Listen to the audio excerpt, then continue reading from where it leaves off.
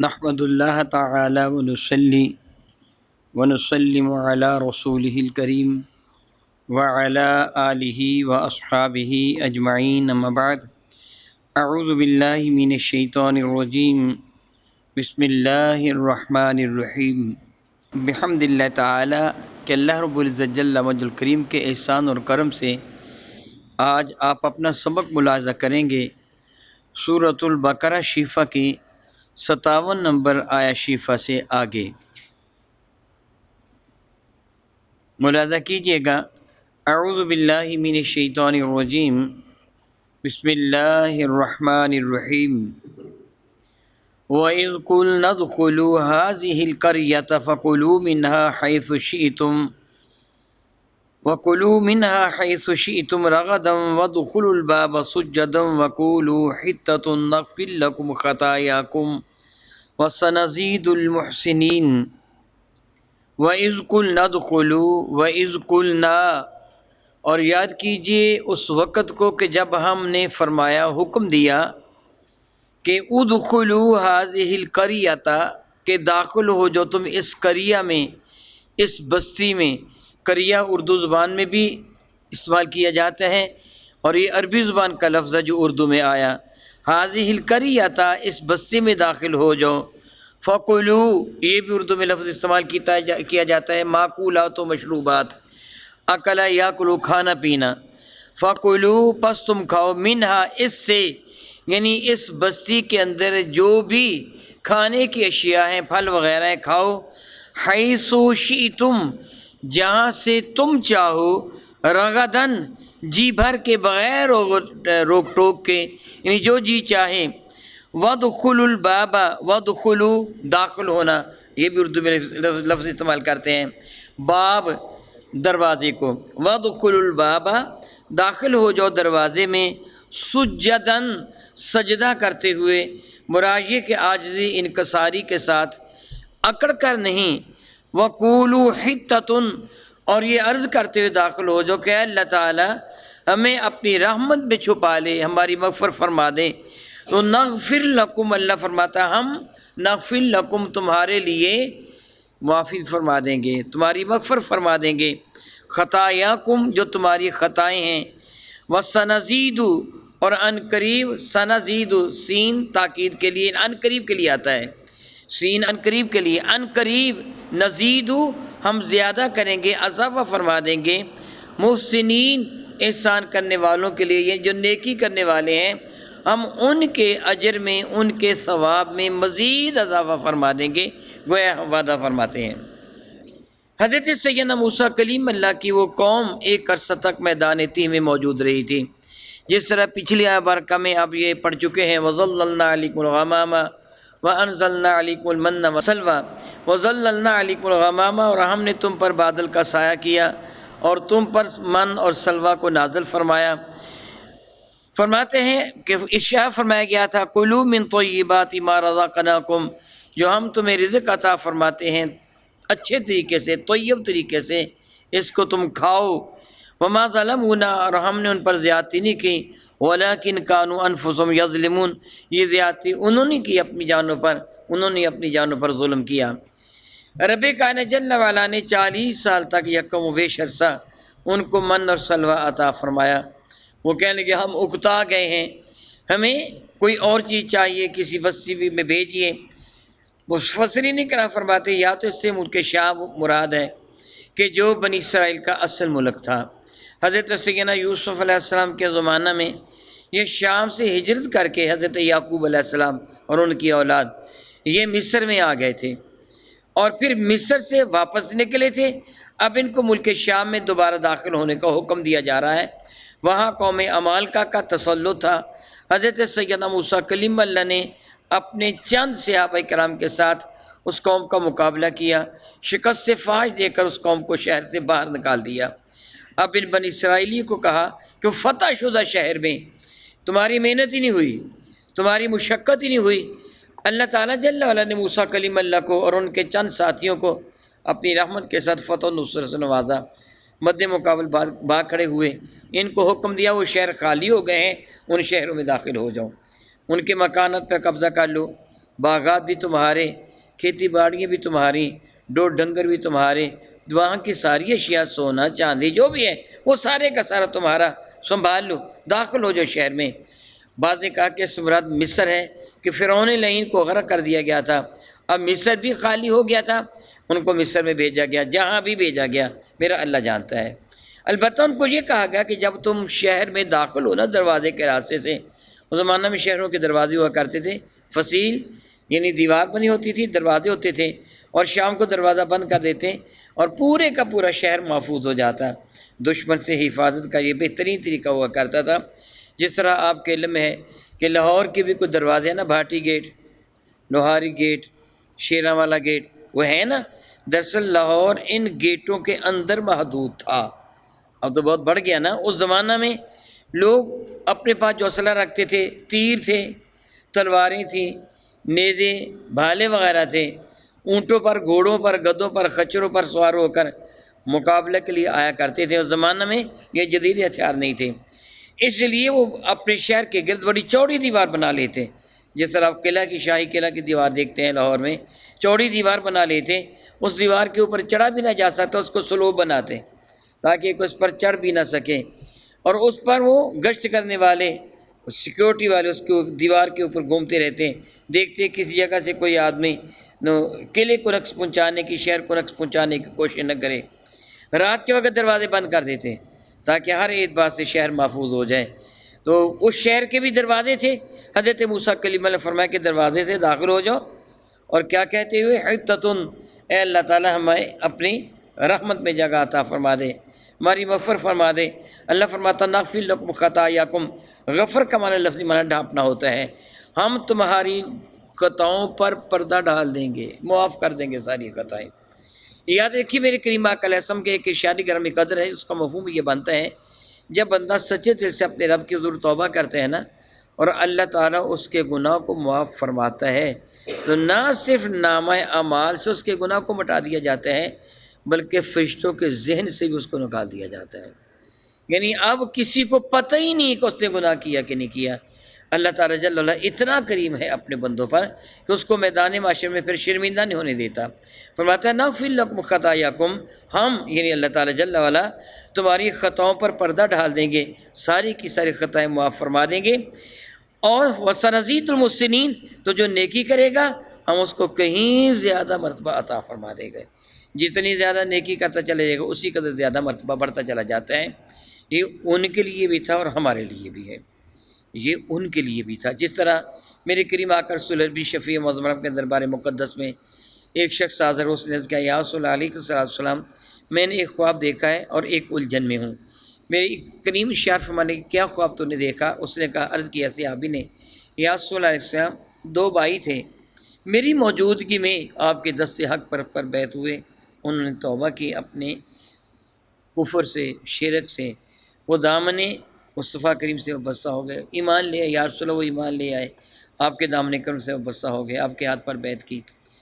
وہ دونوں بھائی، ان کا اسلام، ان کا ایمان بڑا اعلیٰ، ایک پچھلے سال میدان جنگ میں کافروں سے جہاد کرتا ہوا مرتبہ شہادت پا گیا، اور دوسرا بھائی حسن اتفاق دیکھیے اس سال وہ بھی اللہ کو پیارا ہو گیا، وہ چارپائی پر اس کی موت آئی، یعنی جو طبعی موت جس طرح ہوتی وہ موت آئی۔ یا رسول اللہ میں نے خواب دیکھا، اس صحابی عرض کر رہے تھے، یا رسول اللہ میں نے خواب دیکھا، میں اور وہ دونوں جن کا میں ذکر کر چکا ہوں کہ ایک پچھلے سال مرتبہ شہادت پہ فائز ہوا، ایک اس سال طبعی موت فوت ہوا، وہ دونوں خواب میں میرے ساتھ ہیں، ہم تینوں جا رہے ہیں، تھوڑا فاصلہ طے کیا، ہم نے دیکھا بڑا خوبصورت ایک دروازہ ہے، ہم دروازے کے قریب جا کے کھڑے ہو گئے، معلوم ہو رہا تھا کسی محل کا دروازہ، لیکن جب دروازہ کھلا تو اس حقیقت سے پردہ اٹھا کہ کسی محل کا دروازہ نہیں، بڑا ہی پیارا باغ تھا، اتنا حسین باغ کہ آج تک میری آنکھ نے ایسا حسین باغ نہیں دیکھا۔ دروازہ کھلا، اندر سے ایک آدمی باہر آیا، اس کے ہاتھ میں ایک روکا تھا، اس سے نام لیا فلاں کون ہے، اور یہ اس بھائی کا نام لیا تھا جو اس سال طبعی موت فوت ہوا۔ اس سے کہا کہ میں ہوں، تو دربار نے کہا اندر آ جاؤ، اس کو لے کے چلا گیا، تھوڑی دیر کے بعد واپس آیا، پھر اس نے نام لیا فلاں کون ہے، یہ اس کا نام لیا تھا جو پچھلے سال مرتبہ شہادت پہ فائز ہوا تھا، اس سے بتایا میں ہوں، اس سے کہا تو بھی اندر آ جا، اسے لے کے چلا گیا. پھر تھوڑی دیر کے بعد پھر واپس آیا، اس کے ہاتھ میں رکا تھا. پھر اس نے میرا نام لیا، فلاں کون ہے؟ میں نے کہا جی یہ تو میں ہوں. وہ فرمان لگے جا ابھی واپس چلا جا، ابھی تیرا وقت نہیں آیا. یا رسول اللہ، اس کے ساتھ ہی میری آنکھ کھل گئی. وہ میں نے جو خواب دیکھا وہ کیا دیکھا ہے؟ میرے کریم آقا رسول اللہ بھی فرمان لگے تو نے خواب میں جنت کو دیکھا ہے. یہ تو نے خواب دیکھا، تو نے جنت کو دیکھا ہے. وہ صحابی عرض کرنے لگے یا رسول اللہ میرا بھی یہی گمان تھا کہ جس سے میں دیکھ رہا ہوں یہ جنت ہے. حیرانی کی بات جو میرے لیے وہ یہ ہے کہ جو بھائی اس سال طبعی موت فوت ہوا وہ پہلے جنت میں داخل ہوا، اور جو پچھلے سال مرتبہ شہادت پہ فائز ہوا اس کے بعد جنت میں داخل ہوا. حالانکہ دو چیزیں ہیں نا، وہ پچھلے سال، یہ اس سال، ایک سال پہلے وہ گیا تو اس کی روح آگے ہونی چاہیے تھی نا. وہ بعد میں جنت میں گیا، جو اس سال فوت ہوا وہ پہلے جنت میں گیا، پھر اس نے مرتبہ شہادت بھی پایا، اور یہ طبعی موت اپنے گھر میں چارپے پہ فوت ہوا. میرے کریم آقا فرمان لگے وہ آگے گیا نا اس سال والا جو اب فوت ہوا، دوسرا پیچھے. جی یا رسول اللہ. میرے کریم فرمان لگے کیا اس نے بعد میں فوت ہونے والے نے میرے پیچھے ایک سال زیادہ نمازیں نہیں پڑھی ہیں؟ جس نے جتنی نیکی کی ہے اس کا درجہ اسی قدر بلند ہے. اس سے میں ایک بات آپ کو ضرور کہوں گا، بعض اوقات آپ کسی کو دعا دیتے ہیں اللہ تعالیٰ تجھے زندگی دے، اللہ تعالیٰ تجھے حیاتی دے، تحیت، اللہ تعالیٰ تجھے حیاتی دے، یا کہہ دیتے تیری عمر بڑی لمبی ہے، ابھی ابھی تیرا تذکرہ ہو رہا تھا کہ تو آیا. اس وقت ایک دعا دیا کیجئے اللہ تعالیٰ تجھے نیکیوں سے بھرپور لمبی زندگی عطا فرمائے. یعنی وہ زندگی دے جو زندگی نیکیوں سے بھرپور ہو. اگر گناہ آلود زندگی ہو تو اتنے گناہ زیادہ ہو گئے. اس لیے ہمیشہ جس بھی کسی کو آپ دعا دیں، اپنے محبوب کو، اپنے پیارے کو، اپنے عزیز کو، بیٹے کو، بیٹی کو، بہن کو، بھائی کو، والدین کے لیے دعا مانگیں تو محض درازی عمر کی دعا نہ مانگیں، بلکہ یوں عرض کیجئے کہ اللہ تعالیٰ اس کی نیکیوں والی عمر میں اضافہ فرما دے. اسی طرح آپ کسی کو یاد کرتے ہو آ جاتے ہیں، اسے یہ نہ کہیے کہ بڑی لمبی تیری عمر ہے، اس کو بھی دعا دیجئے کہ ماشاء اللہ ابھی تیرا ذکر ہو رہا تھا، اللہ تعالیٰ تیری نیکیوں والی عمر میں اضافہ فرما دے. یعنی ہمیشہ یہی دعا مانگے کہ کسی کو بھی دعا دیں، نیکی والی عمر وہ مرتبہ زیادہ بلند کرنے کا سبب بن جاتی ہیں. تو اللہ تعالیٰ نے فرمایا سنزید المحسنین، ہم نیکی کرنے والوں کو ضرور زیادہ عطا فرمائیں گے. ارشاد گرامی قدر فرماتے ہیں فبدل الذین ظلموا قولا غیر الذی، ان کو کہا کیا گیا تھا حتۃ کہو، اور انہوں نے کیا کہنا شروع کر دیا حنتۃ. حنتۃ ہے نون توئے اور پھر آگے تا. حنتۃ یہ گندم کو کہتے ہیں. بعض روایت میں انہوں نے کہا تھا حنتۃ مع الشعیر، ہمیں گندم بھی ملے اور جو بھی ملے. ان کو کہا کچھ اور گیا تھا.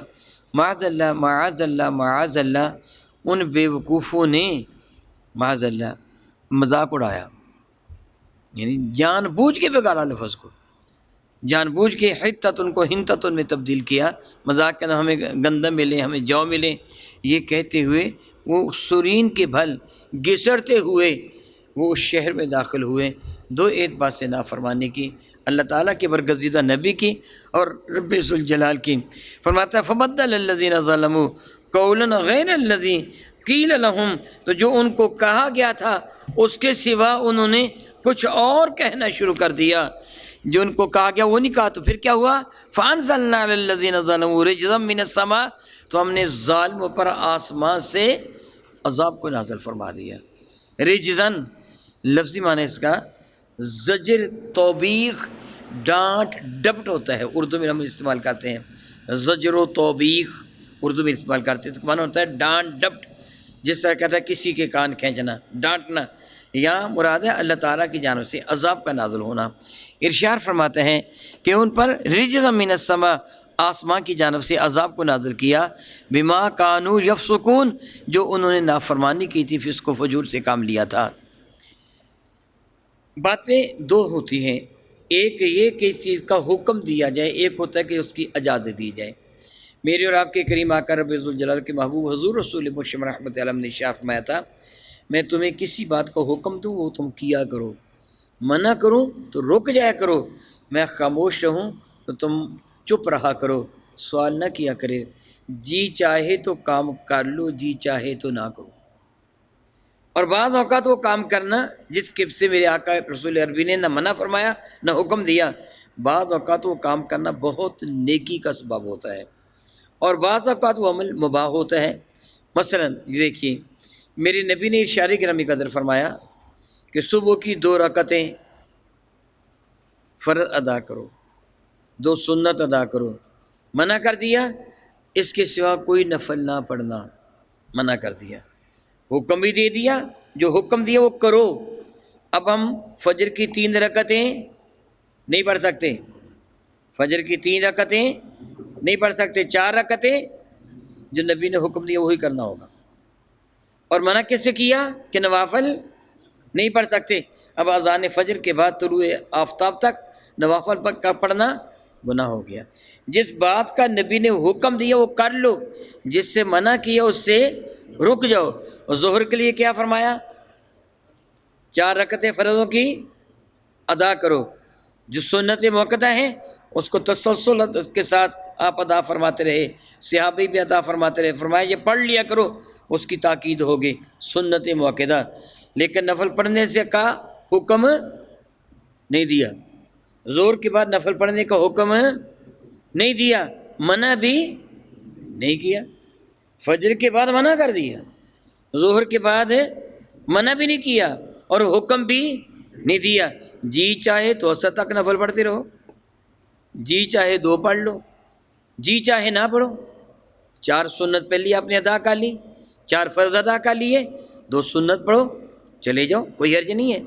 نوافل نہ پڑھو، جی چاہے تو 6 پڑھ لو، 8 پڑھ لو، 10 پڑھ لو، 2 پڑھ لو، یعنی جس چیز کا حکم دیا وہ کر لو، جس سے منع کیا رک جاؤ، اور جہاں میرے کئی ماں کا چپ رہے تم چپ رہو، جی چاہے تو کر لو، جی چاہے تو نہ صحیح۔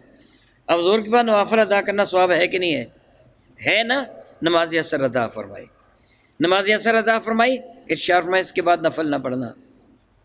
اب حکم دیا نماز پڑھ لو 4 رکعتیں، بعد میں نفل ہم نہیں پڑھیں گے۔ نماز مغرب ادا فرمائی، 2 رکعتیں بعد میں سنت ادا فرمائی، اس کے بعد کچھ نہیں کہا، جی چاہے تو پڑھ لو، جی چاہے تو۔ یہی صورت نماز عشاء کا، گویا جس چیز کا حکم دیا وہ کر لو، جس سے منع کیا رک جاؤ، اور جس چیز سے نہ منع کیا نہ حکم دیا جی چاہے تو کر لو، جی چاہے تو نہ صحیح۔ یہ آپ ایک اصول ہمیشہ ہمیشہ ذہن نشین کر لیجئے گا۔ اب دیکھیے، میں آپ سے سوال کروں گا، آپ نے میرے سوال کا جواب دینا ہے۔ مسجد میں پنکھے لگانا جائز ہے کہ نہیں؟ بلند آواز سے بتائیے، ثواب ہے کہ نہیں؟ کیا اللہ کے نبی نے حکم دیا؟ جی، پھر کیوں لگا رہے ہیں جب حکم ہی نہیں دیا؟ جواب آپ کا کیا ہوگا؟ منع بھی تو نہیں کیا۔ کیا جواب ہوگا؟ منع بھی تو نہیں کیا۔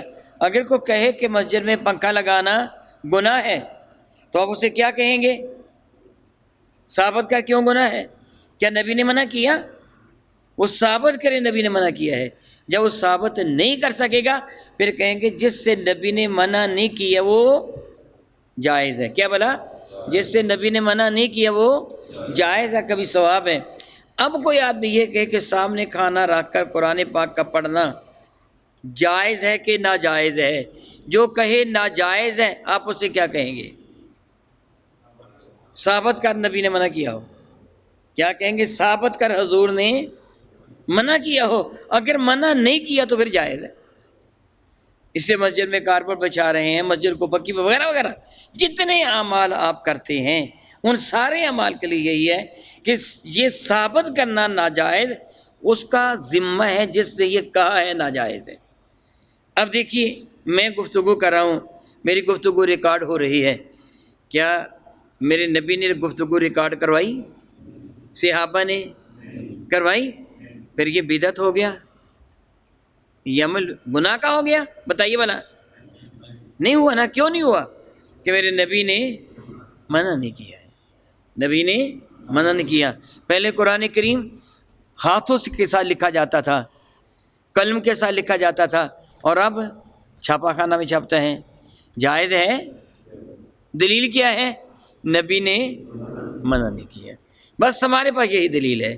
کوئی بھی چیز آپ اس جو کہے کہ یہ ناجائز ہے، یہ تم صلاۃ والسلام پڑھتے ہو، سپیکر میں پڑھتے ہو، اذان سے پہلے پڑھتے ہو یا اذان کے بعد پڑھتے ہو، یہ کہاں لکھا ہے؟ آپ جواب کیا دیں گے؟ تو بتا منع کہاں کیا گیا ہے. یہ ذمہ داری تیری ہے کہ تو بتا منع کہاں کیا گیا ہے. جو چیز منع نہیں کی گئی اس کا کرنا جائز ہے. جو چیز منع نہیں کی گئی اس کا کرنا جائز ہے. جو منع کر دیا ہم اس سے رک جائیں گے، جس کا حکم دیا وہ ضرور کریں گے، اور جس کا حکم نہیں دیا جی چاہے تو کرے جی چاہے تو نہ کرے. میری بات سمجھ گئے نا؟ رب کائنات جل نے یہ اصول یہاں ذکر فرمایا کہ انہوں نے نبی کی بات کو توڑ دیا تھا. جو نبی نے حکم دیا تھا انہوں نے اس کی بجائے بگاڑ کر کچھ اور پڑھنا شروع کیا. یہی حرام اور بدعت ہے. یہی حرام ہے کہ جو نبی کے حکم کو بگاڑ کر کچھ اور کر لیا جائے، یہ ناجائز اور حرام ہے. اس چیز کی اجازت نہیں، اس لیے اللہ تعالیٰ نے ان کو معاذ اللہ تعالیٰ عذاب میں مبتلا فرما دیا. رب کائنات جل وعلا اپنے محبوب مکرم کے صدقہ سے ہم پر اپنی رحمتوں کا نزول فرمائے. او کما قال اللہ تبارک و تعالی واللہ تعالی اعلم باسرار کتابہ.